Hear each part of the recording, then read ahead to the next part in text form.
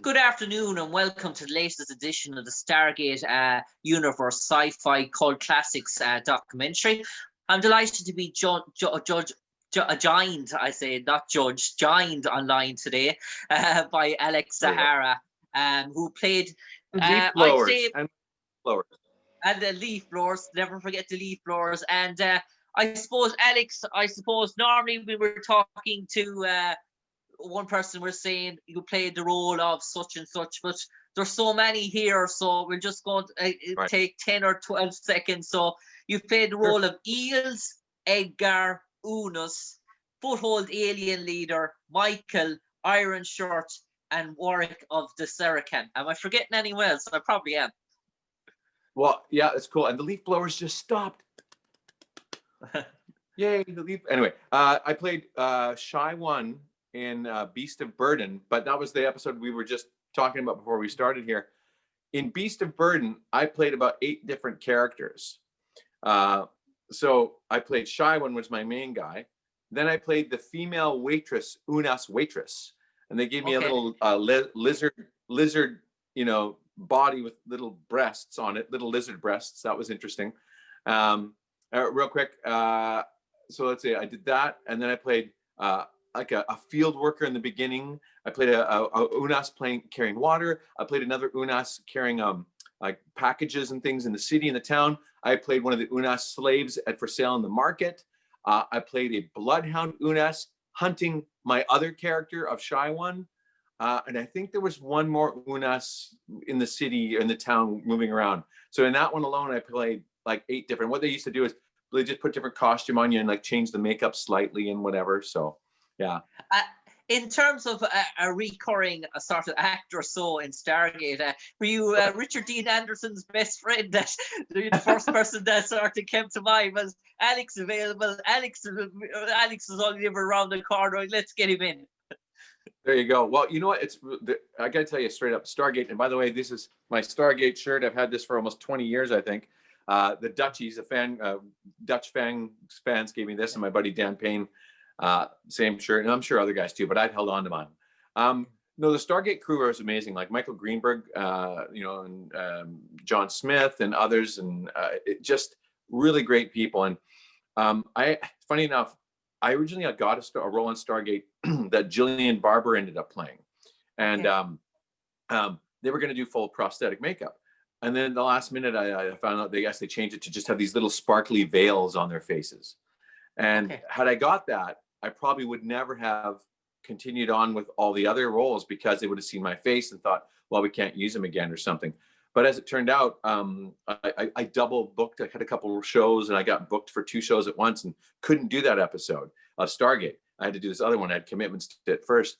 So when I booked Xels from Spirits, the first one I got, it was prosthetic makeup. And I was really good at it. I was comfortable in the chair. I liked the makeup, whereas a lot of actors apparently they feel like, oh well, the makeup it restricts me. I can't act. Whereas me, it's the opposite. And my buddy Dion Johnson, we did the 2 go-to aliens for years. We were partners like that. Anyway, I found it unleashed the character and freed me up, and noticed the goosebumps of excitement. That's all I'm saying right there. But it's true. I get goosebumps. I get excited. Like I still love what I do. So that's good. But yeah, just the Stargate guys just kept asking us back. They wrote the shows with us in mind. They would call up 2, 3, 4 months ahead of time, maybe more, and say, hey, looking to do an episode, a big prosthetic makeup episode. Or is Alex available? Is Dion available? And yeah, it would be lined up months in advance. And for not being a regular on a show, that's a really cool thing to do, and especially for Canadian actors, because usually it's the American stars and guest stars that get all the attention. But no, Stargate guys kept really good care of us all the time. Very nice. Myself and Dion, Michael Greenberg, after the first or second episode we did, he said we had a standing invitation to come to set anytime we wanted. Okay.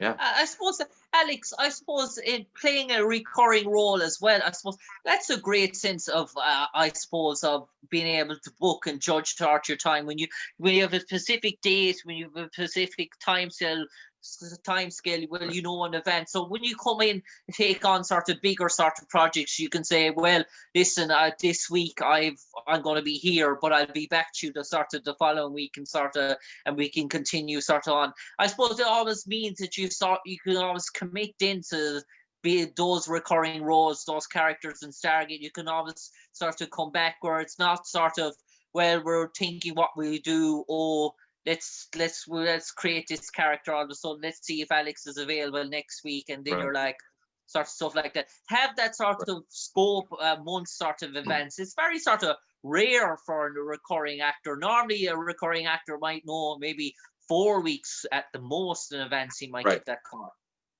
Yeah, no, it's true. That's why I say Stargate was such a treat and such a rarity. They treated us so well. Like I said, it was really cool because I felt like I was sort of part of the show, even though, like, you know, I wasn't a big part. I was, you know, a recurring theme. Like, and Michael Shanks and I went to school together. We were in university together. And so it was like, you know, old buddies sort of coming back together. We didn't hang out tons in school or whatever, but, you know, we knew each other and, you know, were friendly. But yeah, it was really nice because it was a very much a family atmosphere there. So being able to come back into that and just drop right in, because the whole team worked together so well that, like, yeah, you could come in like that and, you know, constantly, you know, people, I still have friends to this day that from Stargate I just work with, Alex Martinez, and for instance, as one. And yeah, it's just keeping that connection. You know what I mean?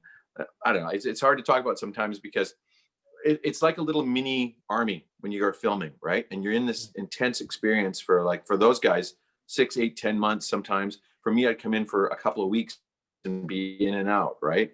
But then I would go to work. Well, we go to work sometimes 3:30 in the morning, and in the makeup chairs, and you're in makeup for 4 hours, and then you come out, you do your thing, and then after everybody's done and we break and gone home, I'm in the makeup chair for another hour, hour and a half, getting it all taken off. So even though I'm only there for a short period of time, I usually would do like 16 to maybe 18-hour days sometimes.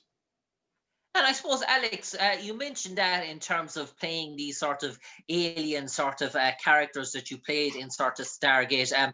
In terms, do you have to see sort of a drawing of the character beforehand, what he sort of looks like, in terms of seeing him sort of painted, seeing him sort of colored in, to sort of get a feel for how you're sort of going to portray him or voice him? It's very much like a voiceover sort of a role when you're playing a sort of an alien sort of character. Although you're acting as sort of, and people can see your actions and stuff, do you still need to have that picture in your head? Because obviously when all the makeup and costume goes on, you probably having to see that character the first time in the mirror is probably not enough time to give you a good sense. Do you need that sort of bit of homework done in advance?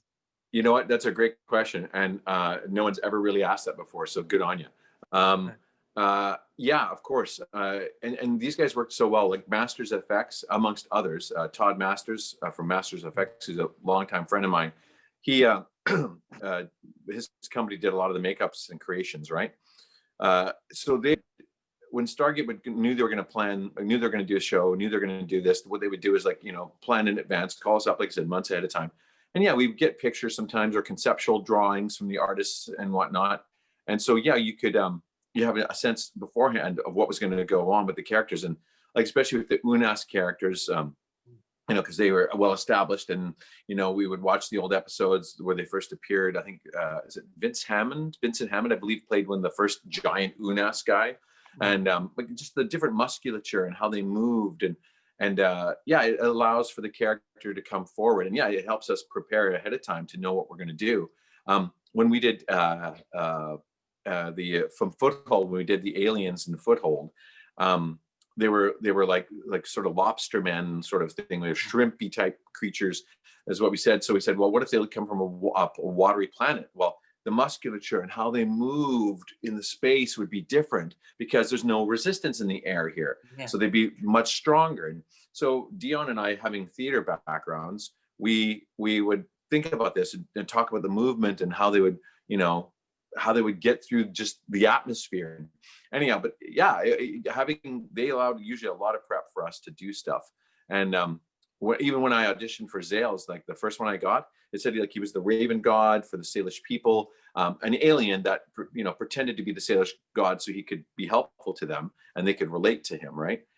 Well, even in the audition, I started thinking of little Raven-like bird movements with my head, and so I was doing that. So it's right there in the writing too. So if you're an actor worth your salt, you read the script, you read the character descriptions, and you can garner out from that what you're going to do, or a base of what you're going to do. So I did, and I did that with all my characters, even like Michael the hippie, like Mr. For years people have asked, well, what happened to Michael and Jenny? Well, of course we went up to Canada and had like a bunch of love children, and had Brady a big family. Bunch. yeah, the Brady Bunch, yeah. So that's what you do. The more information I can have sooner, the better, and the more in-depth and the more faceted a performance you're going to get from me. So there you go. I suppose, Alex, you mentioned that sort of theatre sort of background as well. Right. And one thing that sort of strikes me in terms of playing these sort of alien characters is the sort of the changing of the voice, the tone of the voice. Every character, your voice has to sort of appear sort of some way sort of different. I know people sometimes don't memorize, but if a voice sort of sounds familiar for more than one or sort of two characters, people sort of click on and say, wait, weren't he someone else? So you have to sort of make every sort of different character sound sort of different as well in terms, but you're the only one, so you're the only one sort of person as such. So is that sort of important as well in terms of an Unas? It has to sound terrifying, while maybe someone like Xe'ls or something like that can sound more refined as such. Sure. You just hit the nail on the head. It's where's the character from? Where's their background? How did they grow up? Are they educated? Are they not educated? Are they, like Korasek, Iron Shirt from Enemy Mine, una kokeka umas, unas kokeka uman.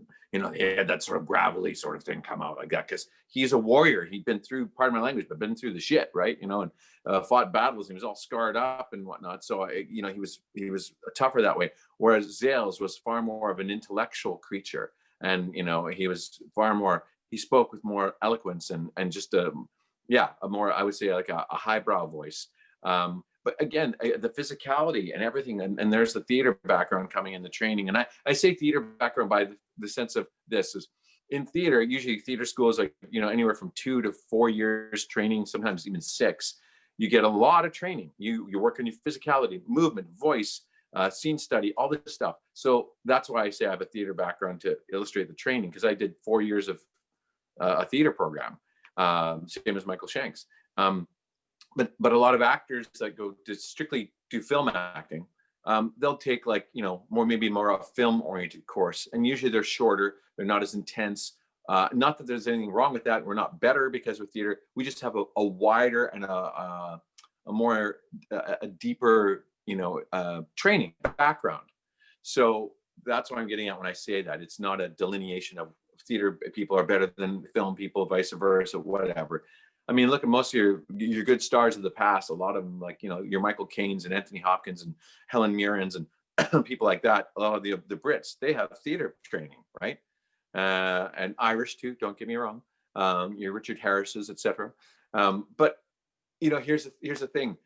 Whatever gets you to that goal of finishing the role or completing the character, that's what is key for me. I've just been really lucky in the sense of, because I had such a deep, rich background, I can draw upon a lot of my training when stuff comes up. So, and you're looking right here, this is where I do most of my work today in my living room. I've taped more against that wall over there and booked more roles in the last year or so than I have in my life. So there you go. I suppose, Alex, but probably one thing we'll probably look at in terms of Stargate, and probably will say that probably take someone like Louis Gossett Jr., phenomenal actor in his own right. He played the role of Garak. He only probably appeared, I was looking at the credits now, he appeared in 5 episodes. I think you've appeared in 9 or 10. But he'd be instantly recognizable because of his face and obviously of his physical appearance, and obviously playing that role. Once his character is killed, he can't obviously return, obviously, because Right. obviously people will identify him sort of straight away. Do you almost Sure. feel like that in terms of you've played been in so many episodes that your face hasn't been seen, that you people, Lewis Goss has appeared in Stargate, and people said, did ALEXZAHARA appear in Stargate as such, in terms of that? But in terms of your role, does that sort of bother you as sort of such that you were never really sort of seen, but yet you probably appeared in more episodes? Right. It's not an ego-based thing for me. You know what I mean? And not that it's Louis Gossett Jr. would feel that way at all, or not. It's not him being egotistical. Yeah, I mean, you always want. I guess you like to be recognized for your work, in the sense of acknowledged. And I get that from the crew and the film and the director and whatnot when we're doing it, or even like our fellow actors, like Amanda Tapping and others, you know, complimenting or saying, "Hey, good working with you," etc. And for me, it's been a benefit not being recognized, because I got to go back and do all those shows. Like I said, had I been in that episode with Jillian Barber, they probably never would have brought me back, because I would have been recognizable. And even as the I had the long hair, the beard, and I was, funny enough, I was doing a play during that time, and I was up in Prince George, about 800 kilometers that way, and I flew back. They asked me specifically, Stargate asked me to come in to audition for the hippie guy. And the stage manager helped me out, and I agreed to buy out the theater if I didn't get back in time that night. And I flew in, did my audition. They loved it. I rehearsed with a friend in the day. I come back, and I find out at 4:30 I'm first choice. And as I'm leaving to the theater to do the show that night, I get a call, "You got the gig." I'm like, perfect, you know? So in terms of not being recognized, but I've done so many different show episodes that's the thing. As a working actor, and I've always said this, I'm a journeyman actor. And if I can make a living acting, I'd be very happy. A big smile on my face. Well, I've been smiling for 25 years, just about. And Stargate's a big part of that, because you think of it. I mean, I'll be quite frank. I bought my first house with Stargate money. You know what I mean? Like, it afforded me to, you know, buy my house, and you know, it wasn't a big house, but it was mine. You know, and so yeah, I'm very thankful for that. And do I have an ego about that? Yeah, no, I don't. You know, I don't. It's I've had a lot of fun doing it. I've had a great experience with it, and it's branched off into so many other areas and people know me for my work more so than me, like, personally. So I've gone into audition for other things, and the Stargate, like, Amanda Tapping's gone on to direct and do different things, and people see me like, "Oh, hey, Alex, how's it going?" And that's the thing, being a working journeyman actor and being around here for so long, you know, you get to know people. So it's been a blessing rather than a curse, let's say. And I suppose, Alex, in terms of Stargate, I suppose when the cast was originally set, and you appeared in a few sort of seasons in, I suppose Richard Dean Anderson obviously was the big name coming from MacGyver. He was the sort of name that sort of was the pioneer that sort of led the show for sort of numerous seasons. That character, Jack O'Neill, is legendary in sort of sci-fi sort of history as such. Your sort of interactions, what was your sort of first memories of obviously meeting Richard Dean, and were you sort of taken back to, obviously this is MacGyver and he's standing there in front of you, and in terms of what was it sort of like, in terms of does he appear very much that sort of jovial sort of guy that you see on set? Is that him off set as well? Oh yeah, he's very easygoing, very professional, mind you, but very easygoing as well, and humorous and kind and giving, and you know, you're just really a genuinely nice guy. I, honest to God, in the 10 years that I did the show, or whatever, however many episodes we did over the time, I never heard him get mad. I never heard him get mad once. Never heard him get angry. Never heard him say a foul word to anybody. You know what I mean? And when you're doing a show day in and day out for years, you know, and especially some of the episodes, like when we did the spirits episode, there was a heat wave. It was like 38 to 40 degrees Celsius in the studio. It was just nasty. And I'm wearing a Mylar outfit, and everybody's hot and sweaty. You know, people can lose their tempers because you're uncomfortable, right? Never heard anything. And he was really fun. He was the first episode he did, that same one, that spirits. Like, don't forget, I come to work at 3:34 in the morning, 5, whatever, be in makeup, and then come out. So he never got to see my face at all. Yeah. Until we finished the last day of filming. We did it was a half day of Spirits, and then when they broke for lunch, we were done, and I got out of my makeup, and then in the afternoon they started filming the next episode, right? Okay. So I go to say goodbye to people because I think I missed him on set saying goodbye or whatever, and I walked over, and he was off in some at the Bridge Studios, and they had a big, whatever the episode was next, they had a big Stargate sort of on its side, lying down, I think it was. Yeah. And I come up and say, hey Richard, see ya, bye, whatever. And he's like, huh? It's me. He goes, and he's sort of just like, yeah. And I go, it's Alex. And I covered my face up and showed just my eyes, because that's all he ever saw was my eyes. And he goes, oh, Alex, hey, how's it going? You know, like, he did not recognize me. You know what I mean? Yeah. So it was pretty funny. But no, that's sort of it. And I got a great picture of Richard and I in Spirits, actually. And I was on a gurney, like in a hospital bed, a big part of the day. And Richard was getting tired or something or whatever. And I said, dude, I'm falling asleep here. So we switched out. He laid down on the bed, and there's a picture of me, and he's like scratching his arm doing this. And I'm like leaning in, and Rodney Grant's over here. And like, you know, it was all very casual. He was casual in the sense of he didn't bring and never brought tension to the set. You know what I mean? Yeah. And it was never, for me at least, these are my experiences. It was never about him. His ego wasn't in the forefront. He was telling a story. And he really respected everybody around us and the actors and artists. So there you go. Alex, normally I would finish off the interview asking this sort of question, but obviously I can't really ask this sort of, I'll tell you what the question is, but I'll phrase it a different way, because normally I would finish off the interview and I would say, if there was a Stargate sort of dictionary or encyclopedia about your character, if he was in that sort of dictionary, how would you, and two sentences were left blank underneath, how would you describe it? If I asked you to write those sentences, what would you like them to read? Obviously, there's 9 characters here, so right. we're not going to ask you that sort of question as such, but we're going to ask you a sort of different question. If I had to give you 2 sentences to sum up right. your time overall, the many years you've spent in Stargate, right. in terms of different projects you've worked on, in terms of how does Stargate differ from those 2 sort of projects, in terms of 2 sentences? Okay, I'm going to give you a 2-word answer to make it even more concise, and then I'm going to tell you a little story, okay? Okay. Family, friendship. Okay. Bottom line. It's, like I said before, it's like a family, and I've made lifelong friends there, and I'm still friends with people from Stargate today.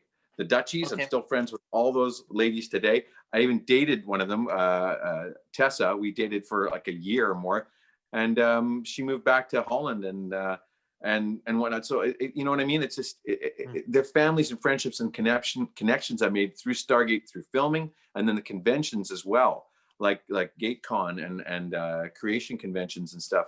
My friend Lynn, who lives here in Vancouver. Unfortunately, her husband Angela passed away last 2 years ago now. But I mean, all these people I've met over the years, and we're still friends, and we're still connected. And yes, the people from the show and whatnot as well. And you talk about the numbers of people I played. I forgot to tell you this. In that one Enemy Mine, I was Coruscant, right? But also they had to show the typical look up at the ridge and there's thousands of the natives, and that's at the end of the thing, there's all these Unas, thousands of Unas. Yeah. Well, what they did is pick the 4 of us and it put us in different costumes and different things and had us come up and go like, rah, rah, rah, rah. And we go back and change. And we get behind the green screen and go, and then change and come back again with a different club, but whatever.